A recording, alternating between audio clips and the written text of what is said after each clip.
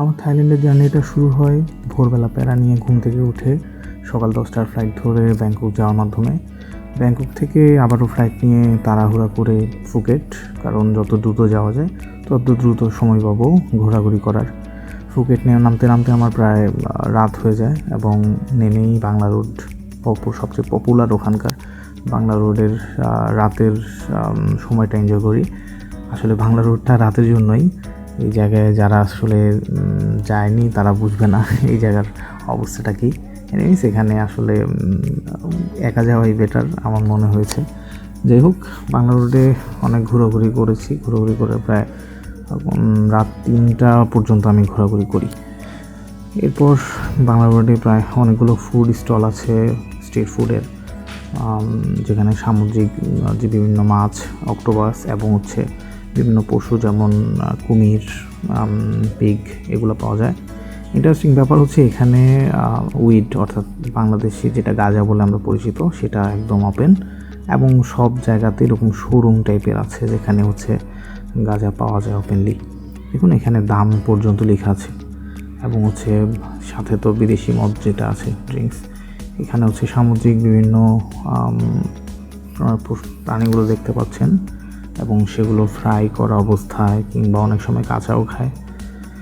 পরবর্তী দিন আমি চলে যাই ফুকেটের ফিফি আইল্যান্ডের উদ্দেশ্যে জাহাজে করে। সেখানে ফেরি বলা হয়, এটি মূলত জাহাজ।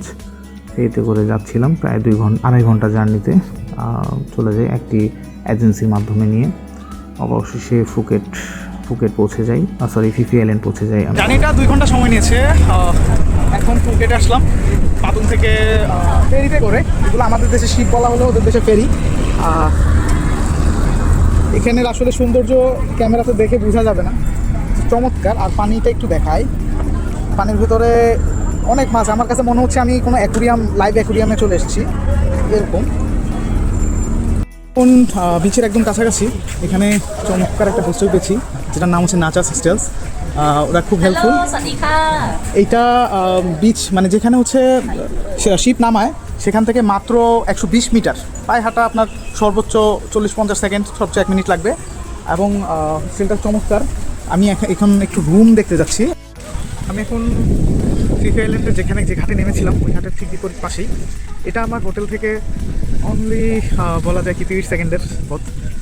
এখানে দেখা যায় ওটাই ওই বারান্দাটা যেটা ওটাই। তো এটা হচ্ছে বিচ। চমৎকার পানি এবং বালিগুলো তুলনামূলক আমাদের দেশের সমুদ্রের চেয়ে কিছুটা সাদা। ফিফি আইল্যান্ডের মাঙ্কি বিচের কাছাকাছি। আমি মাঙ্কি বিচ আসলে যাওয়া শুরু করেছিলাম, আনফর্চুনেটলি ঝড় উঠেছে। সমুদ্র পাড়ের ঝড় আসলে একটা প্লেস পেয়েছিলাম, এখানে দাঁড়ালাম। ভিউটা একটা রেস্টুরেন্ট অ্যাকচুয়ালি।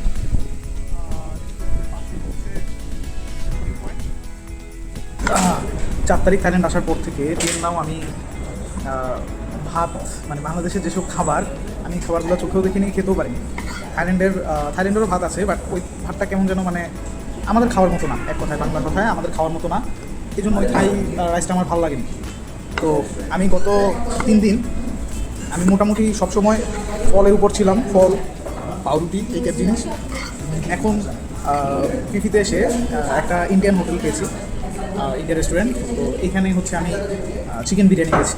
তো এটা আসলে আমার কাছে এখন অমৃতের মতো লাগছে, এই জন্য ভিডিওটা করা। মানে মনে হচ্ছে অনেকদিন পর।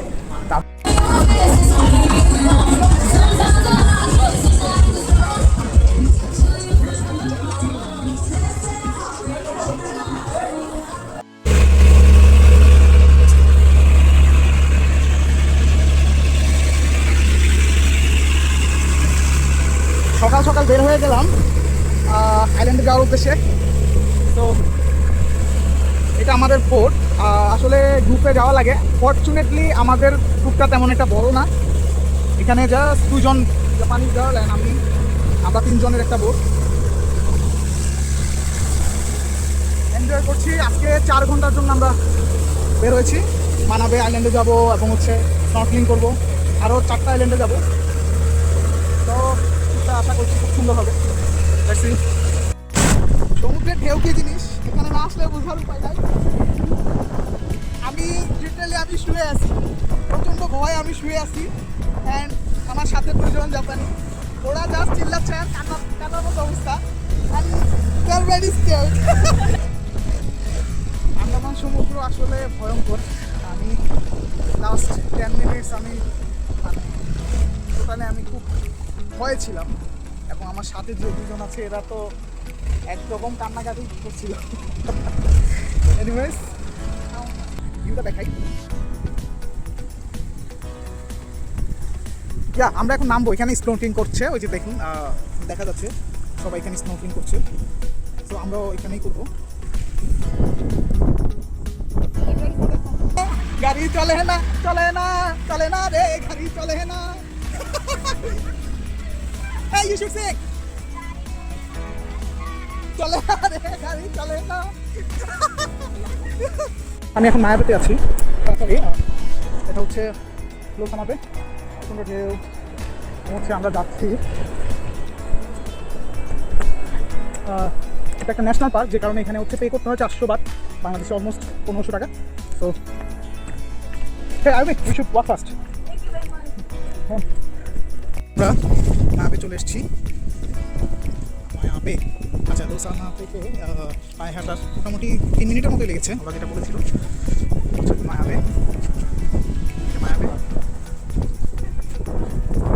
সো এখানে অনেক পর্যটক আসে, এটার জন্য পে করতে হয় 400 বাত। চমৎকার একটা জায়গা। এখানে ন্যাশনাল পার্ক আছে, ন্যাশনাল পার্ক পার হয়ে মায়াবেতে আসতে হয়। এটার চারদিকে পাহাড়ে ঘেরা, অর্থাৎ এটা একটা বেসিন টাইপ এরিয়া। বেসিন বলতে চারপাশে যেখানে মানে পাহাড়ে ঘেরা থাকে এবং নির্দিষ্ট জায়গায় পানি থাকে বলে, এবং ওই কর্নারে দেখা যাচ্ছে যেটা, সেখানে হচ্ছে একমাত্র পানি ঢোকার জায়গা।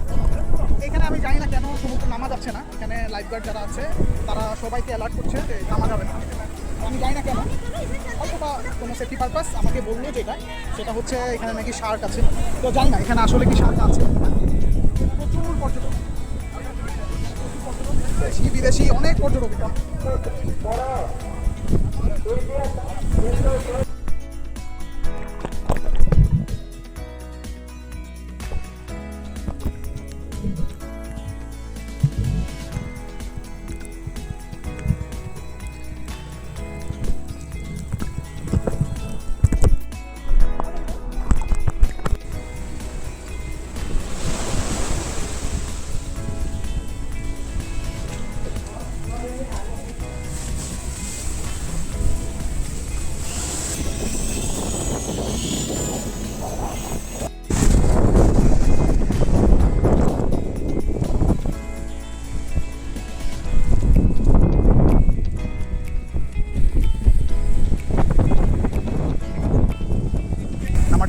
লাইফ জ্যাকেটটা, স্নবিং মাস্ক সেটাও নিয়ে নিয়েছি। ফোনটা সাথে নিচ্ছি, একটা প্যাকেট আছে এটার মধ্যে। তো দেখা যাক, এই পয়েন্টে নামবো। এখানে স্নবিং করে এবং এখানে নাকি শার্কের বাচ্চা আসে, শুধু বিপদ। দেখা যাক, আসলে রিস্ক নিয়ে নামছি কী হয়। তো ফিফি ছেড়ে যাচ্ছি। এখন অলরেডি আমি ফেরিতে, অর্থাৎ শিপ যেটা, ছোটো শিপ যেটা আমরা শিপ, যেটাকে সেন্ট মার্টিনে যেগুলো শিপ বলি, শিপকে এখানে ফেরি বলা হয়। তো ফেরিতে উঠে গিয়েছি। চমৎকার মেমোরিজ ছিল আসলে। থাইল্যান্ড 1 সপ্তাহের জার্নির জায়গা না, ছুটি নেই, কিছু করারও নেই। থাইল্যান্ড মিনিমাম 3 মাসের ভিসা দেয়, ভিসা 3 মাসই থাকা উচিত। এবং এখানে আমি অনেক ফরেনারের সাথে কথা বলেছি, যারা হচ্ছে গল্পে যারা বললো তারা 1 মাস ধরে এখানে, 2 মাস ধরে এখানে, এবং এমনকি 6 মাস ধরে এখানে এরকমও পেয়েছেন। তারা অনেক লম্বা সময়ের জন্য এনজয় করতে এসছে। আসলে নিয়মটা এটা, কোনো জায়গায় ঘুরতে গেলে বিশেষ করে এরকম টাইপের একটা ঘোরার জায়গা, যেখানে জায়গায় আপনি ঘুরতে পারবেন, এসব জায়গায় আপনি 2-3 সপ্তাহের জন্য এসেও লাভ নেই। 1 সপ্তাহ তো সেখানে কিচ্ছু না। সো এখানে আসতে হবে মিনিমাম 1-2 মাসের জন্য। তো যখন আসলে রিটায়ার করবো তখন হয়তো বা শরীরে ওইরকম এনার্জি থাকবে না, জানি না কী অবস্থা হয়। তবে খুব ইচ্ছা থাকবে আমি রিটায়ারমেন্টের পর অন্তত থাইল্যান্ডে 3 মাসের জন্য ঘুরতে আসবো। এটা চমৎকার জায়গা, সিরিয়াসলি। এটা যারা আসেননি তাদের জন্য সাজেশন থাকলো, এই দেশটাতে ঘুরে যান, চমৎকার একটা দেশ। এনিওয়েজ, এখন ফেরি ছাড়বে, আমি উপরে চলে যাই। ফেরিটা 3 তলা বিশিষ্ট, উপরে তালাতেও বসার জায়গা আছে। সমুদ্রের ভয়ঙ্কর রূপ কাকে বলে আসলে পুরোপুরি দেখতে না পারলেও এটা দেখে কিছুটা অনুধাবন করতে পারবেন। এখন কোনো ঝড় নেই, বৃষ্টি নেই, টোটালি বাতাসই বলছে নর্মাল যেভাবে থাকে। তারপরেও ঢেউয়ের অবস্থা দেখেন। আমরা বঙ্গোপসাগর এটা দেখি না মূলত, এটা আন্দামান হওয়াতে আসলে এরকম বোঝা যাচ্ছে এতটা ঢেউ। 请各位旅客尽快在8。